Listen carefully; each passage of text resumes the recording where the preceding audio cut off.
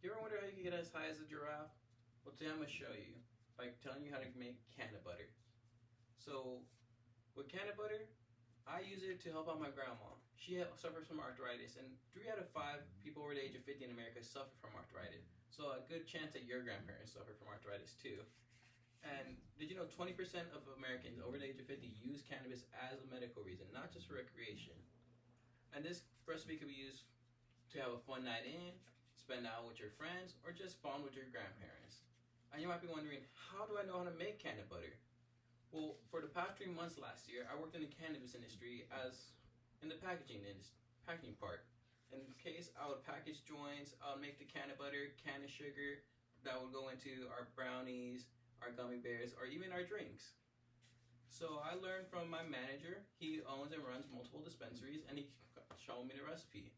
And I would use this recipe day in, day out for at least 3 months for solid work.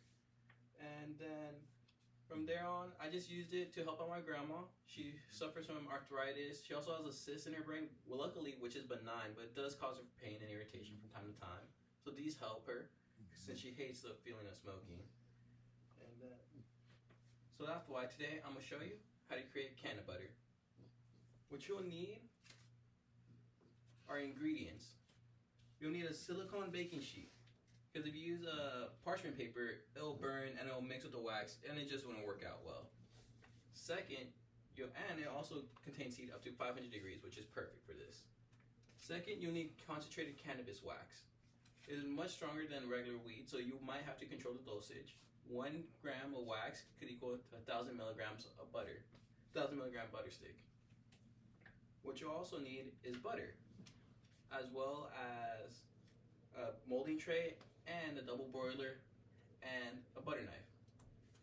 Next, I'll show you the procedures, which would be preheating the oven at 250 degrees and making sure that it is warm before you do anything else. So once the oven is preheated, next you'll grab your silicone sheet and your concentrated wax and you'll place it in the middle of the sheet, and then you'll pop it in the oven for at least 30 minutes to activate the weed, or in my case, decarb it, which just means it's activating. Once it's done boiling, it's good to cook, but if you use it beforehand, it's not active and you'll just be eating nothing basically. And then once you have that active, you'll want to make sure your double boiler is on, put water underneath, then put a bowl over top and put a half stick of butter, or a full stick depending on how much you want. And then once you put the stick in, make sure it boils down, and once it's all boiled down, you want to get the activated wax and mix it in. And once that's all mixed in well and good for a good minute or two, you'll want to place it in the fridge for at least 30 seconds to a minute, nice and cool at room temperature. Nothing too liquidy. Once you have that, you have canna butter, which you could use for anything you like. Cooking, meals. If you just don't want to be simply eating candy, that's fine. You can add a steak, whatever. And then, in conclusion, that's how you make canna butter. First, you'll need your ingredients, and then you'll want to preheat the oven.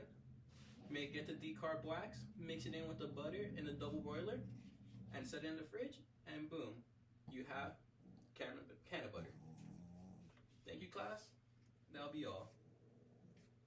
Alright, you can pause it. I don't know how to pause it. Just touch it.